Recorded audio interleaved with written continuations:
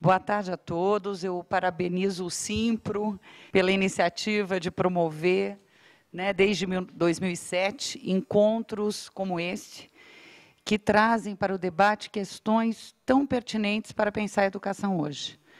E eu digo para vocês que é uma grande satisfação estar aqui, nesta tarde, aqui com os senhores.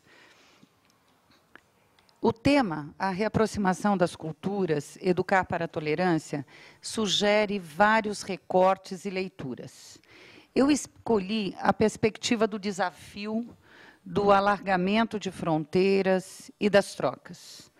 Para isso, eu vou recorrer a dois conceitos básicos. O primeiro de alteridade e o segundo de diversidade cultural.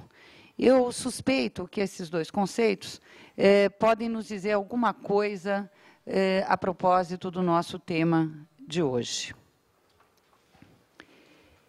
Bom, nas ciências humanas, o conceito diz mais ou menos o seguinte: é a interação com o outro que possibilita a existência do eu individual, que, numa visão amplificada, torna-se o outro, a própria sociedade diferente do indivíduo.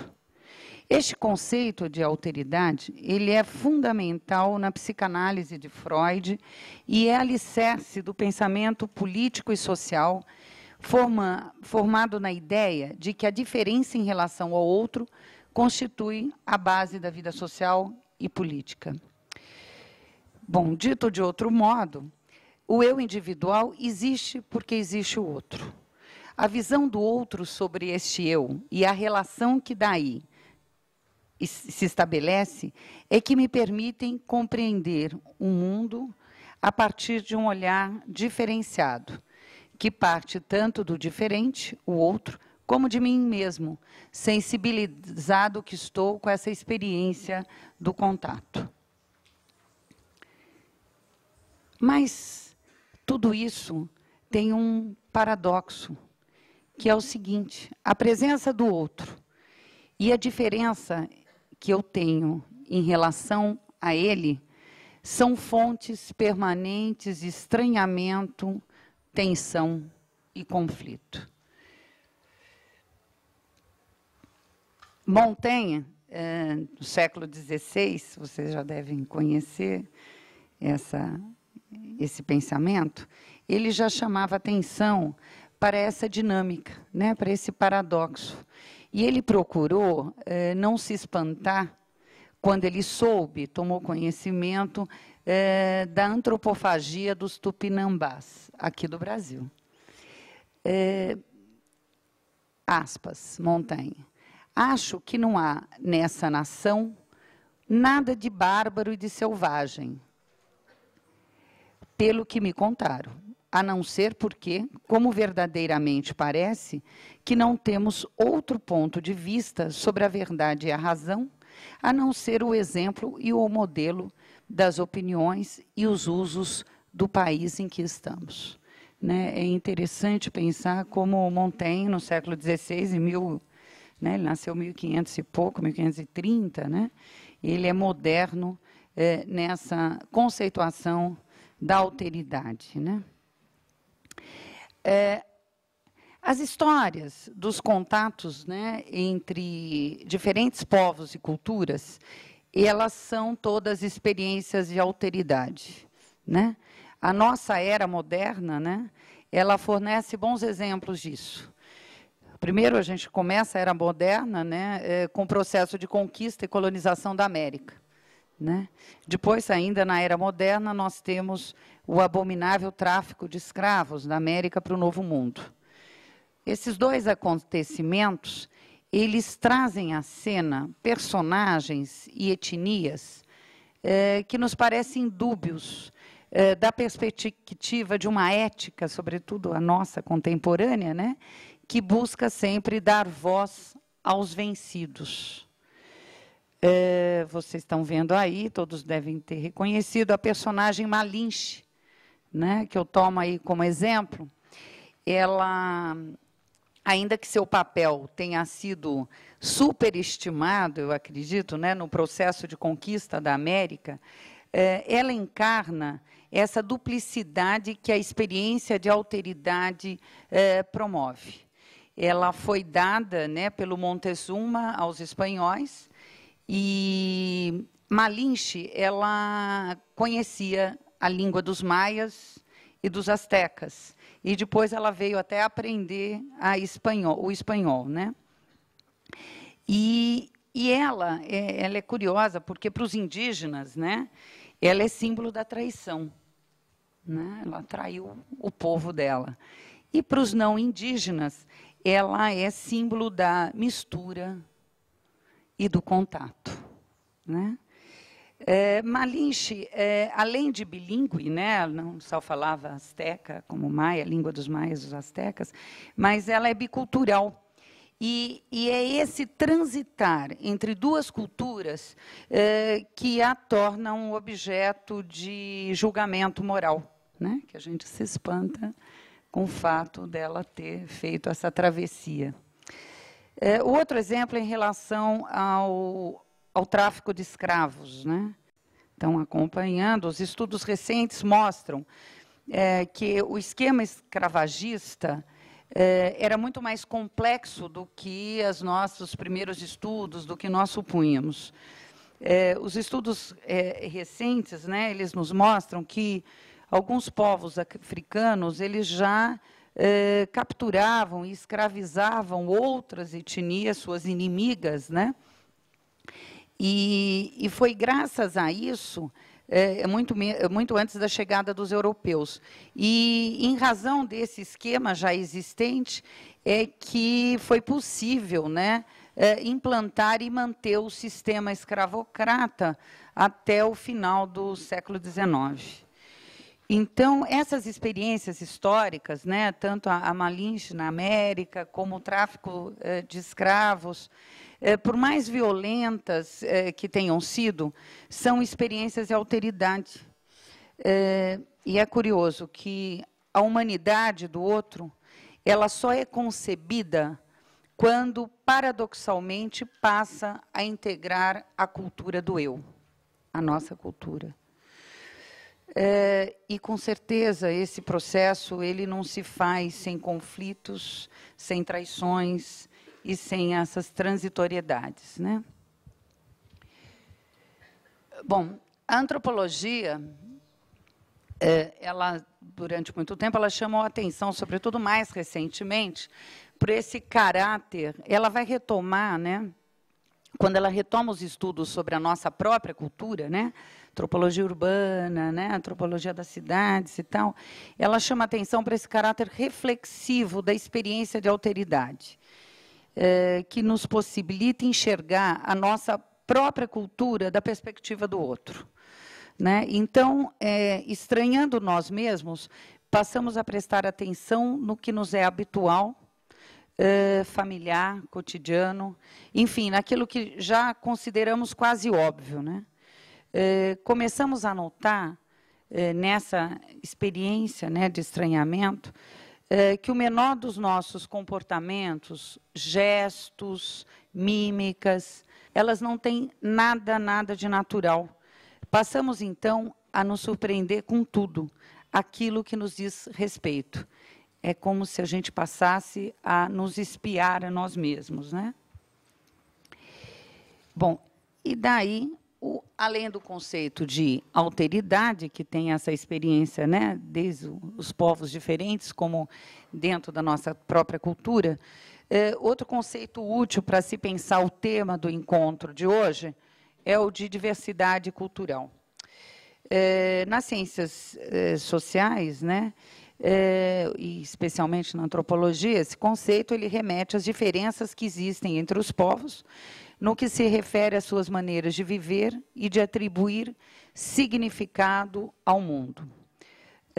Envolve, portanto, práticas, comportamentos e valores que se expressam em todas as dimensões da nossa vida, da língua que falamos, no que comemos, no modo como preparamos nossos alimentos, nos modos de vestir, de morar, de transmitir conhecimento aos mais jovens, de se relacionar com o meu com o meio ambiente e com os outros membros do meu próprio grupo e de outros grupos, de reproduzir biologicamente, de reproduzir socialmente, de dar sentido e produzir significados para a própria existência, do nosso nascimento à nossa morte, né?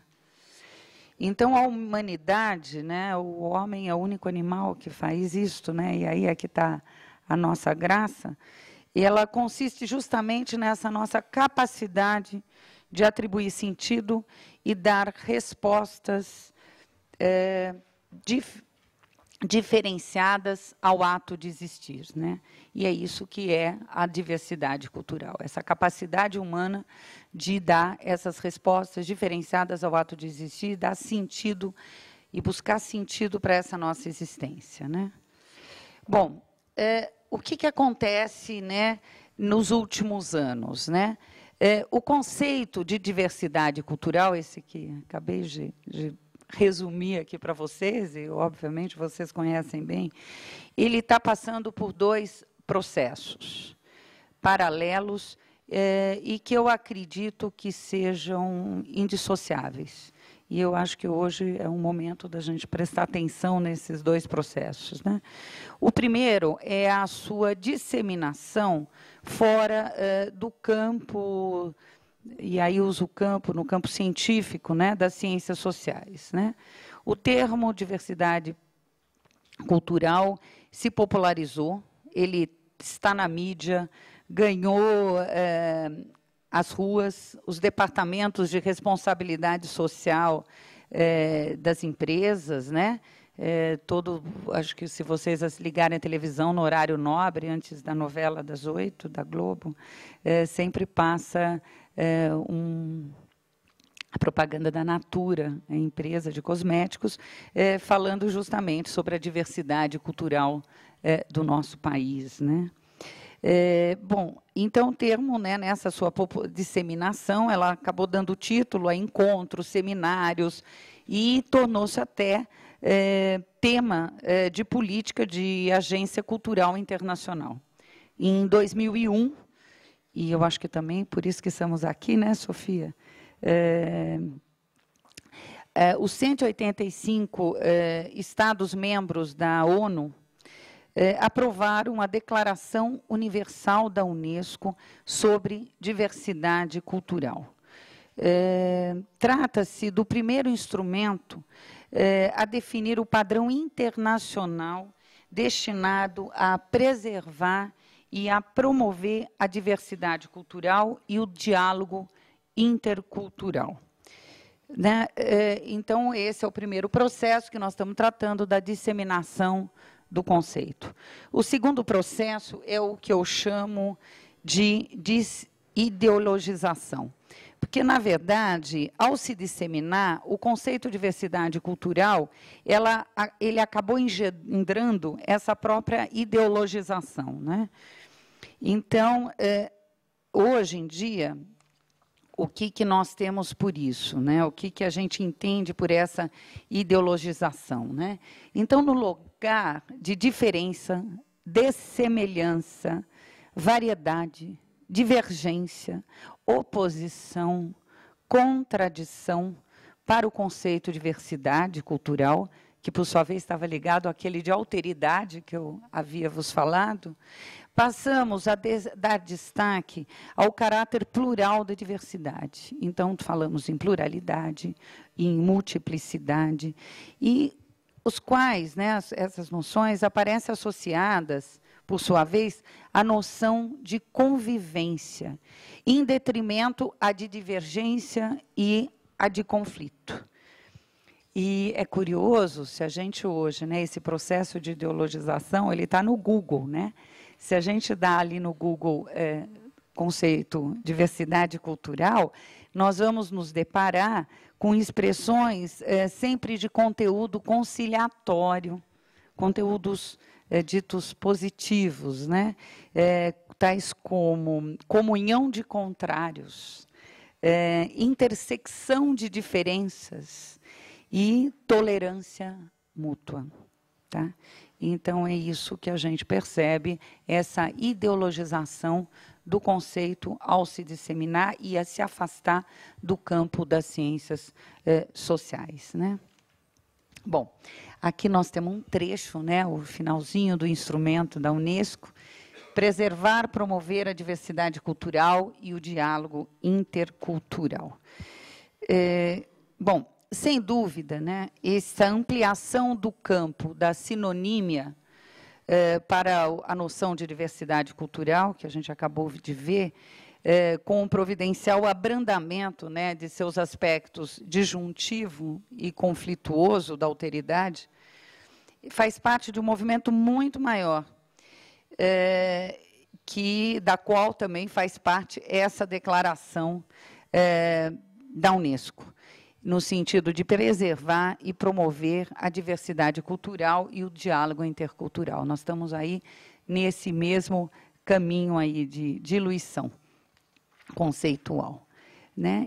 E eu proponho aqui refletir com vocês sobre essas duas questões, né? O que significa, o que isso efetivamente significa e a que questões ela nos remete. Vamos problematizar isso, né? Não aceitar de forma passiva, de forma sem refletir sobre o que isso está implicando. São duas questões. Primeira, a diversidade cultural corre mesmo perigo? Segunda questão, será que a diversidade cultural é mesmo vital para a sobrevivência da humanidade? Voltamos à primeira pergunta, né? Corre mesmo perigo? Será mesmo? Bom, em primeiro lugar, é difícil quantificar as diferenças culturais no mundo. Ou melhor, o tamanho da diversidade cultural no planeta. Eu tenho uma amiga que sempre fala que é difícil medir água com régua, né? Então, eu acho que é um pouco isso, né? Como é que nós vamos quantificar essas diferenças, né? Então, é difícil você ter uma medida, se está diminuindo ou não. Um recurso são os linguistas, né? Por exemplo. Eles conseguem ver a extensão da diversidade das culturas, eles acreditam que pode ser estimada a partir da contagem do número de línguas faladas. Tá? Com base nessa medida, uma pesquisa realizada na década de 1990, nos Estados Unidos, ela indicou um declínio precipitado na diversidade cultural, né? Essa pesquisa, né, ela foi realizada, indicava, né, pela Universidade de Wales, e ela indicava que a cada 15 dias, em média, uma língua entrava em desuso, caía em desuso. Então, se fosse acompanhar esse ritmo, em breve nós estaríamos aí com uma diversidade cultural bastante reduzida, né? Então, ele colocaria que até o ano de 2100, para ter uma ideia, mais de 90% das línguas faladas hoje já estariam extintas, né? Bom, eu vou contestar um pouco esse argumento, né? Eu identifico aí nessa trabalho dos americanos, desses linguistas, da perspectiva da antropologia, eu estou falando, né? 3 equívocos, né, nesse diagnóstico, que, então, a diversidade cultural, em 2100, acabaria porque as línguas se tornariam apenas 10% do que nós teríamos hoje, né? Primeiro, porque eles entendem a língua, né, que é uma parte constitutiva da cultura, como um produto acabado, né? E segundo, enfatiza o caráter de unidade formal da língua, em prejuízo de sua variedade interna, dos dialetos, das expressões idiomáticas, das gírias, enfim, que expressam também a diversidade cultural.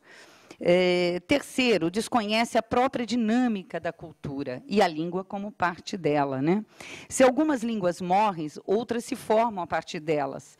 Outras ainda sofrem mudanças e adaptações. E novas línguas ou modos de falar surgem intermitentemente. A história e o nosso cotidiano estão cheios de exemplos. A língua portuguesa, o francês, o espanhol originaram-se do latim, que é a língua morta. Depois, o português no Brasil incorporou palavras e expressões das línguas indígenas e africanas. A linguagem dos crioulos nos Estados Unidos, dos guetos, dos nativos e descendentes e colonizadores nas ilhas caribenhas, dos imigrantes nas Américas, das tribos urbanas, dos grupos messiânicos, enfim. Tudo isso atestando um movimento constante de assimilação e reapropriação inerente à dinâmica cultural, da qual a língua é uma de suas expressões. O que está em jogo, gente, não é que vai acabar a diversidade cultural do planeta. Nós estamos diante de uma questão que é, sobretudo, ética, moral, né? E vamos ver como é que é isso, né? Então, a preservação ou não da diversidade cultural é isso, é uma questão moral, e é por isso mesmo, não é tão simples, é bastante complexa. Os favoráveis à promoção da diversidade, à manutenção da diversidade, e os contra, eles constituem eles não são dois blocos antagônicos, é curioso ver isso, né? Ao contrário, existem argumentos conservadores entre aqueles que promovem a diversidade e promovem a manutenção da diversidade, e existem também argumentos extremamente conservadores dentre aqueles que são contra a manutenção da diversidade cultural, né? Por exemplo, uma corrente contra a preservação e a promoção da diversidade cultural argumenta, por exemplo, que seria antiético conservar deliberadamente sociedades menos desenvolvidas em nome da diversidade cultural, privando-as, por exemplo, dos benefícios advindos dos avanços tecnológicos, sobretudo na área da saúde, né? E que nós, do mundo desenvolvido, desfrutamos, né? Ou que seria contra a nossa própria ideia de humanidade, nós ficarmos indiferentes, por exemplo, em nome de um exacerbado relativismo cultural, à prática do infanticídio, que ainda é praticada em algumas tribos da Amazônia, ou ainda de mutilação de meninas e meninos, ainda tão comum em alguns povos, né? Nós falamos dos árabes, né? Dos povos árabes, a mutilação, né, das meninas, mas nós temos também dos meninos nos rituais de iniciação à puberdade, né? Que muitos garotos são mutilados nesse processo. Bom, a outra posição antipreservacionista, né, entende que seria melhor para a própria humanidade se tivéssemos apenas um modelo de sociedade. Obviamente, o modelo eleito é o da sociedade dos defensores dessa posição, né, da minha sociedade.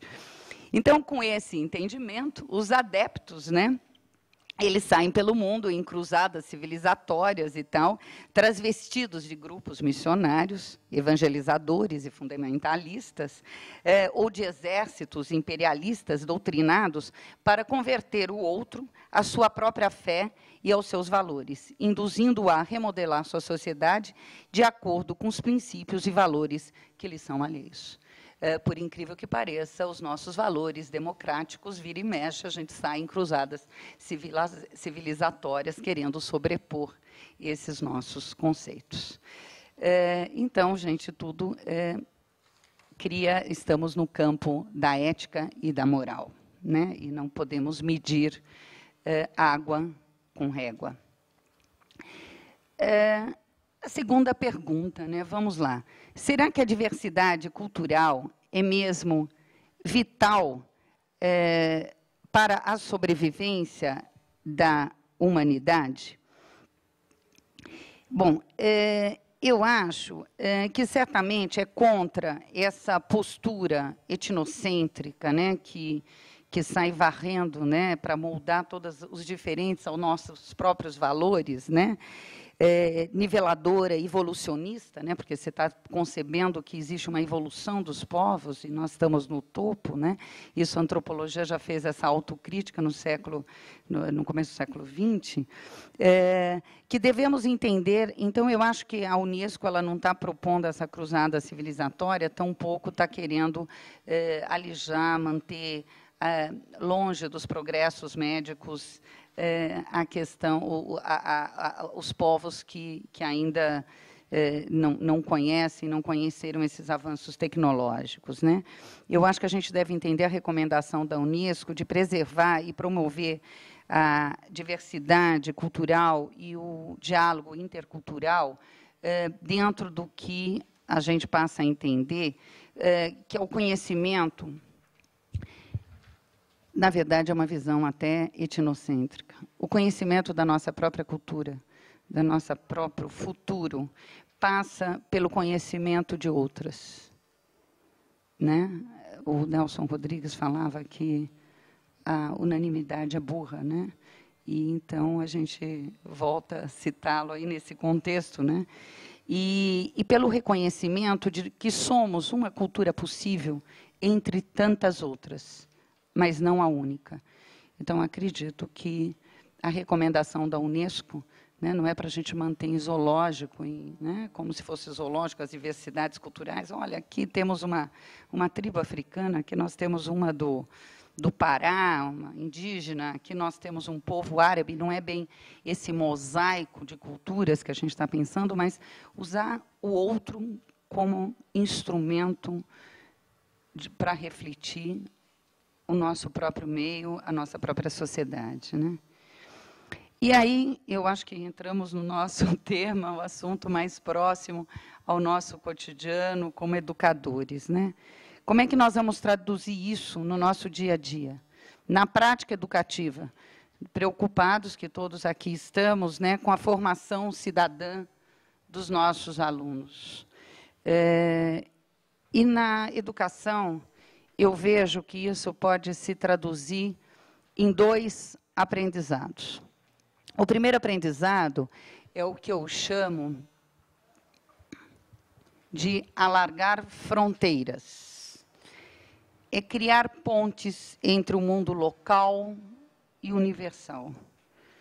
O segundo é o aprender respeito, substantivo. Aprender respeito. Enxergar o outro e suas razões, visando sempre a possibilidade do diálogo, da troca e do entendimento, né? É como se a gente estivesse recuperando os humanistas, né? Esses 2 aprendizados, tanto de alargar fronteiras como aprender respeito, eles não se restringem à sala de aula, à educação formal. Ao contrário, eles devem implodir os muros da escola e permear todos os espaços onde existe qualquer interação e troca entre as pessoas. Desde a política internacional, a nossa atitude quando vamos pesquisar outros povos, né? Eu estou falando da antropologia, né? Vamos trazendo agora para o nosso tema Brasil, né? Vamos ver como é que isso, o local ou o global, né? No Brasil, apesar das nossas diferenças regionais e sociais e tal, nós falamos praticamente a mesma língua, né? A despeito aí dessa variação regional, os sotaques, as gírias e tal. E as raças e culturas, elas estão bastante misturadas, né? Então, o que a gente tem em comum aqui no Brasil é muito maior e mais significativo do que nós temos de singular e específico, por incrível que pareça, né? Nós temos uma coisa que é a mesma língua que nos dá a unidade nacional. E o que nós devemos priorizar, né, quando a gente fala em educação, em sala de aula, em transmissão de conhecimento, né? O local ou o global? Né? Eu acho que essa é a nossa questão, pensar a diversidade cultural agora internamente, né? Nossa tendência hoje, e também passa por uma certa ideologização, é supervalorizar a experiência local. Achar que uma educação que valorize, fortaleça, expresse as identidades particulares e que seja orientada pelos valores de criatividade, de descobrimento, né, do lugar dessa cultura universal e das pedagogias dogmáticas impostas de cima para baixo, né? Na verdade, nós estamos fazendo até uma reação a isso, né? Como a gente costuma dizer, né? Seria, então, essa valorização do local seria o melhor caminho para motivar os estudantes a contribuir para o seu próprio desenvolvimento, o desenvolvimento de suas famílias, da sua comunidade, né? E isso em todos os aspectos. Então, nós assistimos agora um movimento de supervalorização das identidades locais. E daí eu, de novo, estou aqui, vamos refletir sobre isso, né? Será isso mesmo, né? Será que essa supervalorização do local, dessas identidades, levadas ao extremo, né? Essa orientação que vai priorizar somente o local e o particular, ela não terá resultados negativos, né? Ela não pode prejudicar, né? E um deles é impedir que as crianças tenham acesso à cultura mais universal, restringindo seus conhecimentos e competências para conhecer, viver, trabalhar e poder levar suas escolhas nas sociedades contemporâneas, né, em geral. A motivação, sem dúvida, é um dos ingredientes fundamentais ao processo de aprendizado, né? E adoção, por parte de nós, educadores, de métodos e materiais pedagógicos adequados que permitam aos estudantes, sobretudo os menos favorecidos, adquirir essas competências e conhecimentos universais. É tão importante quanto o respeito pelo local. Então, em que consiste esse nosso desafio dentro dessa orientação, né, da promoção, da preservação da diversidade cultural, mas, ao mesmo tempo, o nosso papel de educador de ampliar o acesso à cultura universal, né? Então, é combinar esse local universal, né? É descobrir como fazer isso de modo criativo, né? O conhecimento de si e o conhecimento do outro também. E, para ilustrar aqui uma combinação possível entre esse local, essa valorização do local, das identidades locais, o respeito pelo fazer e saberes locais, né? E, por outro lado, né,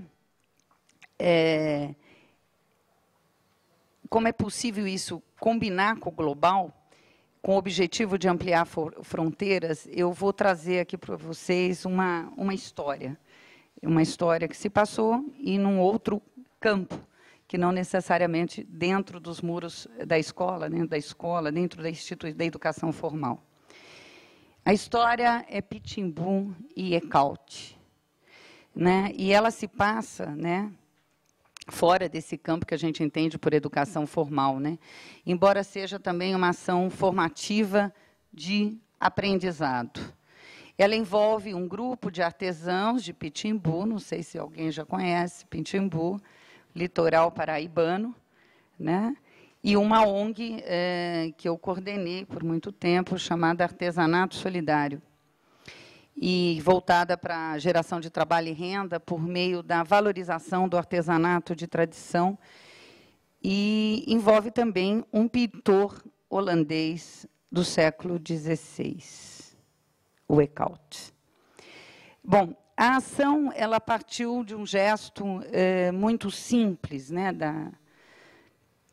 que era olhar para que os artesãos de Pitimbu faziam com a fibra de coco, a matéria-prima, e buscar estabelecer, com esse saber fazer, um diálogo, né? Estabelecer pontes dos artesãos com o mundo, alargar suas fronteiras, Mas tudo isso sem atropelar o que sustenta o processo criativo.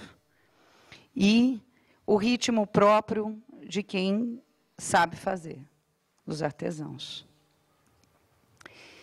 Então, como fazer isso, né? Enquanto a gente imaginava uma saída, né, para ampliar alargar essas fronteiras, né, ampliar esses repertórios, nós perguntamos para os artesãos, hoje, que me parece bastante óbvio, né, que era por que eles sempre faziam a mesma coisa, né, e era sempre a mesma cestinha que eles haviam aprendido com a mestra, né? Era uma cestinha em formato de galinha, e eles não mudavam nem uma peninha da galinha que estava ali representada na cestinha, né?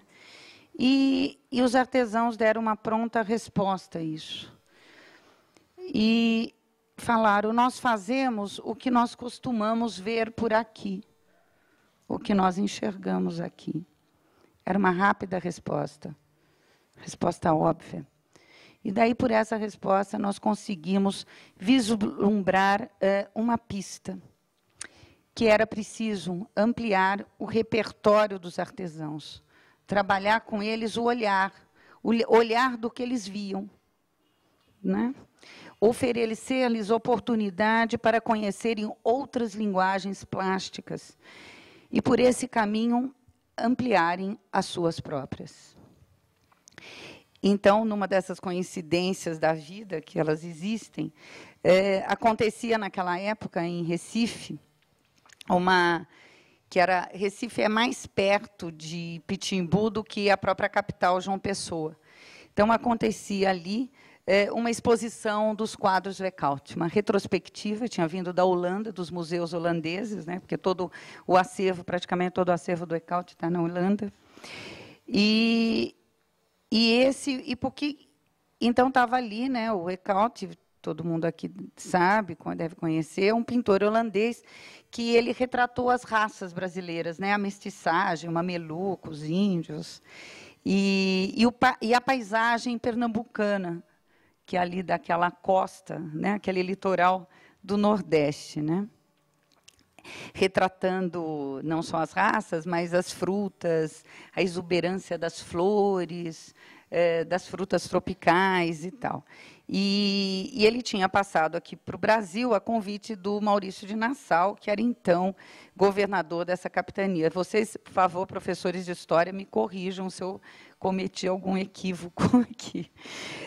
Bom, mas o importante disso tudo é que a gente fez um insight bastante acertado, né, que nós promovemos um encontro, alugamos um ônibus e levamos todos os 50 e tantos artesãos da associação lá de Pitimbu para conhecer os quadros, a arte do Weckaudt, né, e com isso propiciando esse encontro do local, do universal, de duas culturas e de duas épocas também, né.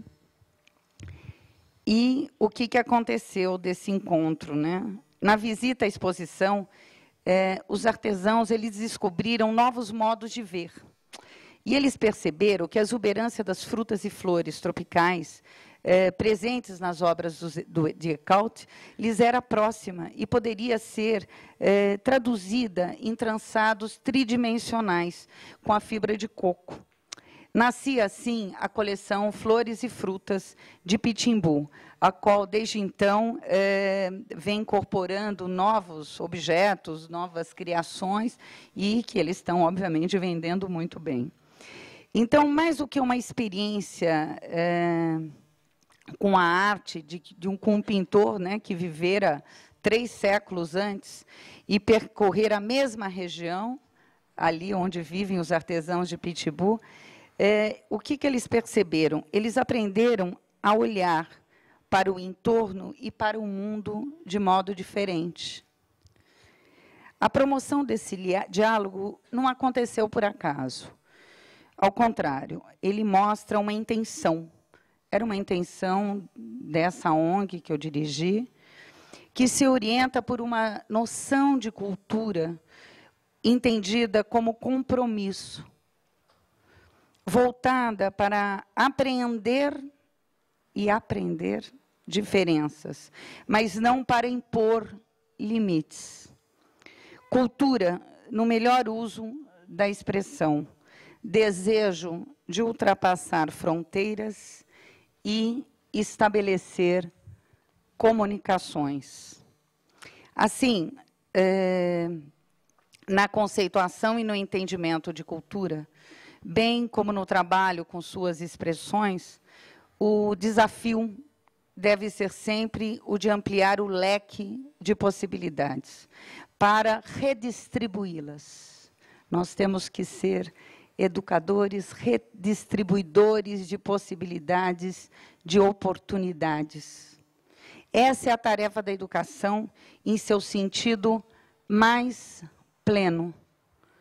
O encontro dos artesãos de Pitimbu com Ecaute é uma possível tradução do respeito que deve orientar nossas ações como educadores. O aprender respeito significa não só reconhecer diferenças, mas promover o diálogo entre os desiguais, seja dentro dos muros da escola ou fora dela. Gente, muito obrigada.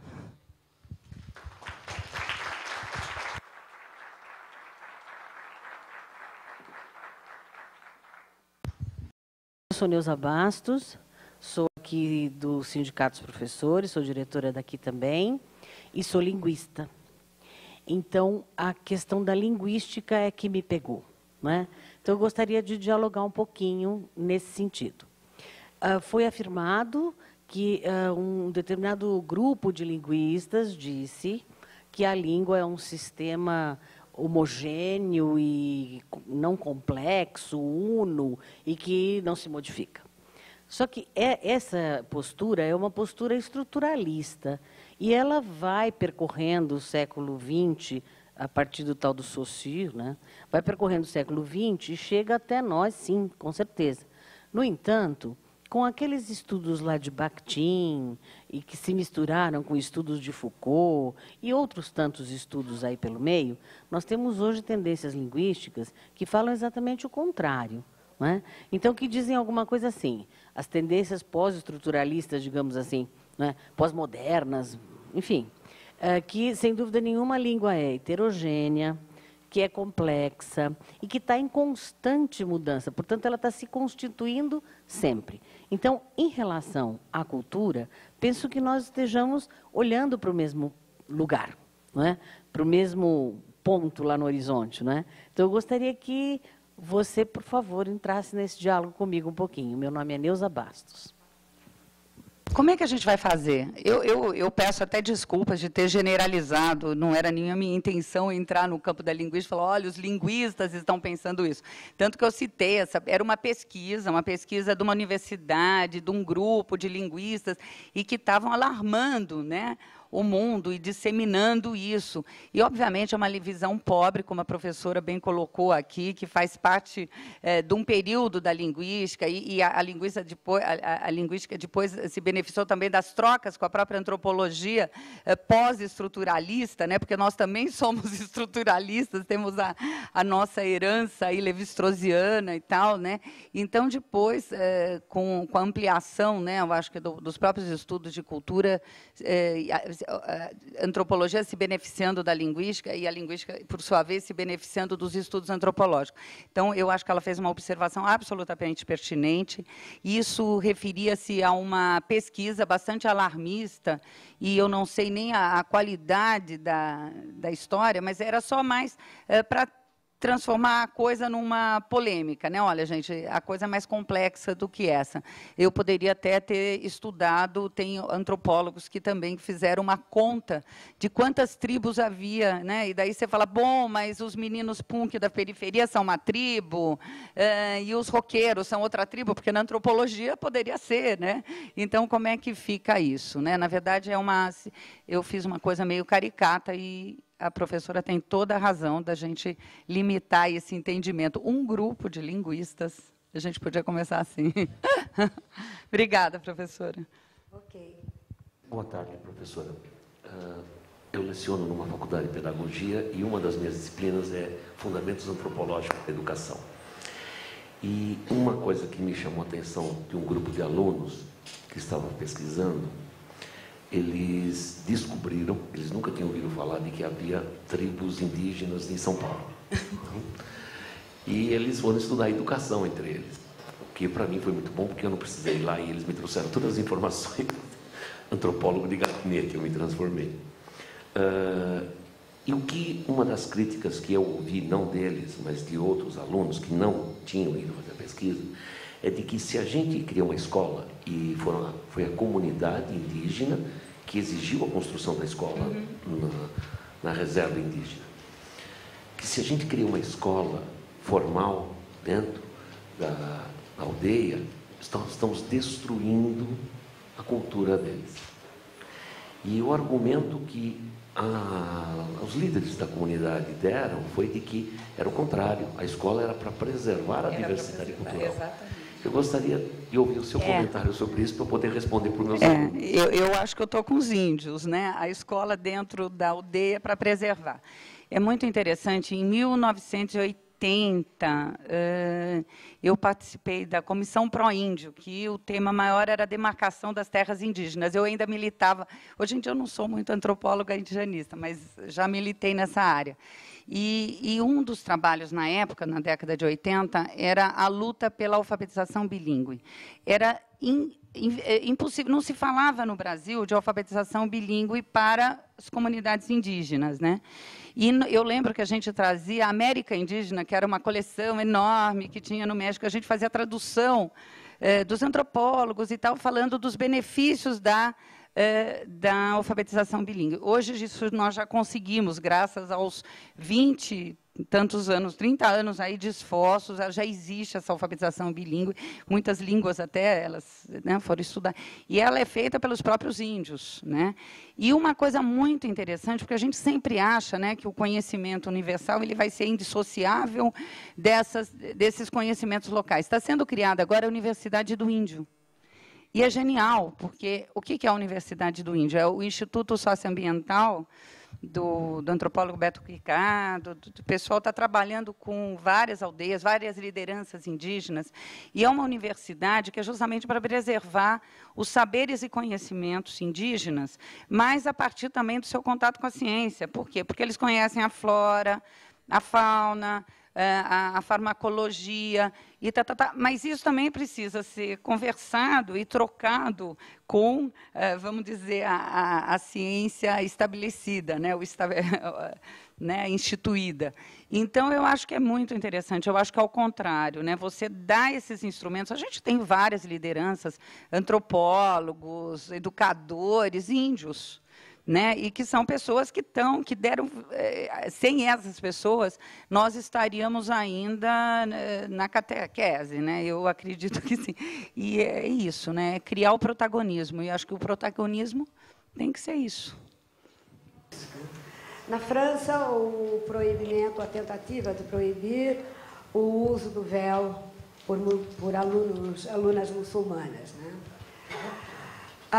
O ressurgimento na Alemanha, na Bélgica, em vários países da Europa, dos grupos neonazistas, se contrapondo, porque a Europa hoje ela vive uma situação de fato de convivência com outras culturas, né? E no Brasil nós temos uma outra convivência que está sendo cada vez maior, que pode não ser cultural, mas ela é econômica, né? Então, nós temos já escolas com a migração de parte de alguns alunos de classe média para a escola pública. Nós vamos ter aí um contato de diferentes estratos sociais. Como é que vê essa questão do respeito? Como é possível, dentro de uma sala de aula, gerir essas diferenças? Que eu acho que é isso que a gente enfrenta no dia a dia. É gerir diferenças que devem ser respeitadas, mas que, ao mesmo tempo, podem ser agressivas entre si. Eu acho que, Sofia, bom, você coloca três aspectos, né, três questões absolutamente polêmicas, contemporâneas e fundamentais aí, né. Eu sou bastante radical com o grupo neonazista, né. Eu acho que todo esforço da sociedade seja não para aniquilar, porque isso seria um comportamento nazista, mas para refrear a sua proliferação. Aí eu acho que eu distinguiria o caso dos neonazistas, porque eu acho que aí temos que dar um outro tratamento, né?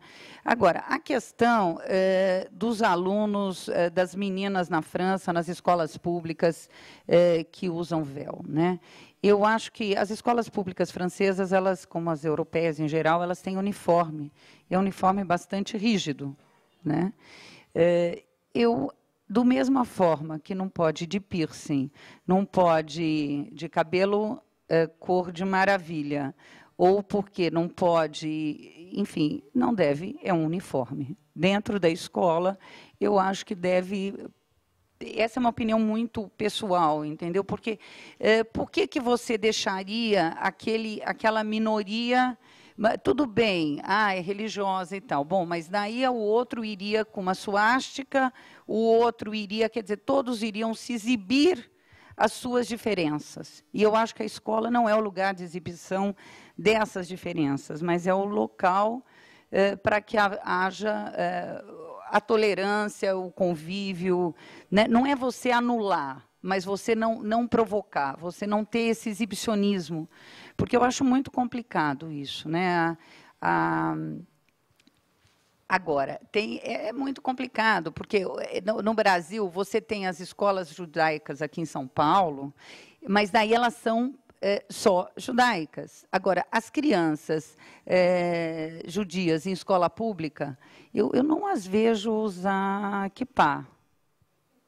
Eu não sei se isso é comum. Isso é uma questão da gente pensar e fazer o paralelo. Elas usam kippá nas escolas? Eu não as vejo usar, embora nas escolas judaicas elas usem. Assim como as meninas de escola católica, né? Na minha época, a gente usava boina e vestido até o tornozelo, né? Hoje em dia, eu não sei se tem. É muito complicado, mas eu acho que, se você consegue diluir nas escolas esses símbolos de ostentação de identidades muito fraccionadas, eu acho que é legal, eu acho bom. Eu sou até a favor, hoje em dia, eu era contra, mas hoje eu sou a favor do uniforme. Eu acho importante, você cria alguma regra, você cria alguma norma de convivência, de democracia, né? É legal isso, você tenta evitar diferenças que não são substantivas, né? O modo como a menina está vestida, como o rapaz está vestido, isso não é importante, né? Bom, mas essa migração da classe média para a escola pública, eu acho extremamente interessante. Eu sou a favor das misturas todas. Acho bacana, né? Eu acho que a escola, e o vice-versa também, né? Se a gente pudesse trabalhar com políticas de bolsa de crianças pobres em escolas privadas, né? Para não ficar aquele discurso de nós com nós somos bacanas, conscientes e tal, mas que para ver uma criança pobre tem que fazer o curso de extensão né, no fim de semana, porque não conhece convivência, né? Então, eu acho que deve ser estimulado e é muito legal. Agora, eu não sei se as escolas vão, né, como é que vão lidar com essas diferenças aí. Eu acho que aí é um processo. O filme, vocês todos devem ter assistido, né? Entre os muros da escola, né? Mostra os conflitos gritantes ali dentro, né? E toda a tentativa do professor de estimular o diálogo, de estimular a convivência, e, por outro lado, eles gritando o tempo todo as diferenças, as suas identidades, né? E que é complicado, né? Como é que você lida com isso? É muito dramático tudo.